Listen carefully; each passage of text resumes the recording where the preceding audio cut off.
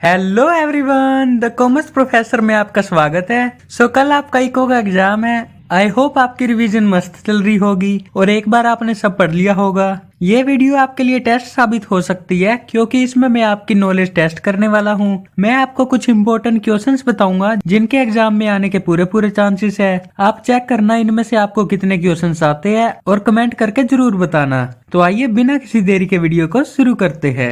सबसे पहले स्टार्ट करते हैं नेशनल इनकम से। इसका न्यूमेरिकल आने के चांस पक्के है, पर अगर हम थ्योरी की बात करें तो इसमें से क्वेश्चन आ सकता है explain the different methods of calculating national income. इसमें आपको इनकम मेथड, एक्सपेंडिचर मेथड और वैल्यू एडेड मेथड को एक्सप्लेन करना है। हर मेथड के स्टेप्स और फॉर्मूलाज को डिटेल में लिखना है। उसके बाद मनी एंड बैंकिंग चैप्टर की बात करें तो इसमें से आपसे पूछ सकता है how do commercial banks create credit. इसमें credit creation process, initial deposit, LRR और क्रेडिट मल्टीप्लायर का कंसेप्ट समझाना है। इसमें आप एक न्यूमेरिकल एग्जांपल से एक्सप्लेन भी कर सकते हैं। उसके अलावा इसी चैप्टर में functions of reserve bank of India भी आ सकते हैं। आपसे क्वेश्चन पूछ सकते हैं discuss the functions of the reserve bank of India. इस क्वेश्चन में आरबीआई के मुख्य फंक्शंस जैसे कि करेंसी इशू, गवर्नमेंट का banker, credit control, lender of last resort और फॉरेन एक्सचेंज मैनेजमेंट लिखना है। उसके बाद determination of income and employment में आपसे पूछ सकता है what is the investment multiplier, drive its relationship with marginal propensity to consume. इस क्वेश्चन में इन्वेस्टमेंट मल्टीप्लायर और मार्जिनल प्रोपेंसिटी टू कंज्यूम के बीच में रिलेशन को ड्राइव करना है और इसके साथ इसका फॉर्मूला भी लिख के आना।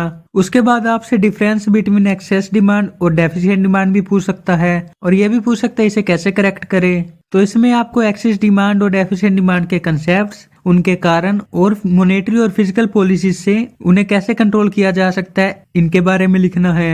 उसके बाद गवर्नमेंट बजट की बात करें इसमें से आपसे पूछ सकता है एक्सप्लेन द कंसेप्ट और फिजिकल डेफिसिट और व्हाट आर इट्स इम्प्लीकेशंस। इसमें फिजिकल डेफिसिट का मतलब, उसका कैलकुलेशन और इकोनॉमी पर उसके इफेक्ट्स को डिस्कस करना है। उसके बाद बैलेंस ऑफ पेमेंट से आपसे पूछ सकता है what is balance of payments, explain it's components. इस क्वेश्चन में बैलेंस ऑफ पेमेंट और उसके कंपोनेंट्स जैसे कि करंट अकाउंट और कैपिटल अकाउंट को बताना है और फाइनेंशियल अकाउंट को भी एक्सप्लेन करना है। उसके बाद मैक्रो इकोनॉमिक्स में आपसे एक ये भी क्वेश्चन पूछ सकता है explain the components of aggregate demand. इस क्वेश्चन में आपको एग्रीगेट डिमांड के इंपॉर्टेंट कंपोनेंट्स जैसे कि consumption expenditure, investment expenditure, government expenditure और नेट एक्सपोर्ट्स को डिटेल में एक्सप्लेन करना है। उसके बाद हम इंडियन इकोनॉमिक डेवलपमेंट की बात करें तो इसमें आपसे इकोनॉमिक रिफॉर्म्स के बारे में पूछा जा सकता है। आपसे पूछा जा सकता है discuss the main features of economic reforms introduced in India in 1991। इस क्वेश्चन में आपको एलपीजी, लिबरलाइजेशन, प्राइवेटाइजेशन और ग्लोबलाइजेशन रिफॉर्म्स के फीचर्स और उनके इम्पैक्ट्स लिखने हैं। उसके अलावा इंडियन इकोनॉमी में आपसे पूछा जा सकता है what are the causes of poverty in India, suggest measures to reduce it. इसमें आपको पॉवर्टी के कारण जैसे अनएम्प्लॉयमेंट, पॉपुलेशन ग्रोथ और इनइक्वालिटी के बारे में बताना है और उन्हें दूर करने के मेजर्स डिस्कस करने हैं।